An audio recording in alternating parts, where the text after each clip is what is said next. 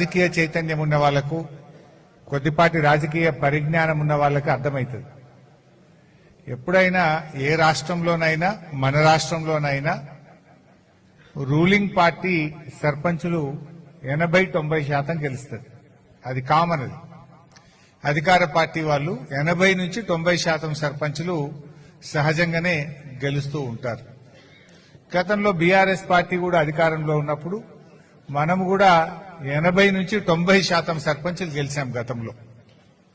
కానీ ఈసారి కాంగ్రెస్ అధికారంలో ఉంటే బీఆర్ఎస్ పార్టీ దాదాపు 35 నుంచి 40% సర్పంచులు గెలిచింది.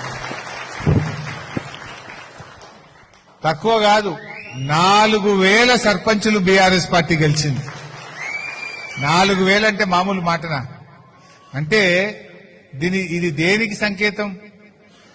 ఒకవైపు రేవంత్ రెడ్డి కాలుకు బల్పం కట్టుకున్నట్టు తిరిగిండు. జనరల్ గా సర్పంచ్ ఎన్నికల్లో ముఖ్యమంత్రులు అంటే వాళ్ళు తిరగరు. రేవంత్ రెడ్డికి డౌట్ వచ్చింది, నా ఈ బలిగేటట్టుందని.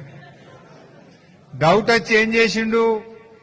ఎన్నికల కోడ్ను ఉల్లంఘిస్తూ జిల్లాకు పోయి మహిళా సంఘాలలో పిలిపించుకొని దీనికి కొబ్బరికాయ కొడుతున్నా, దానికి కొబ్బరికాయ కొడుతున్నా, ఇది శాంక్షన్ అయిపోయింది, అది శాంక్షన్ అయిపోయింది అని ఊరిచ్చి మాటలు చెప్పి గల్లీ రేవంత్ రెడ్డి తిరిగితే కూడా జనము బండకేసి కొట్టిండ్రు.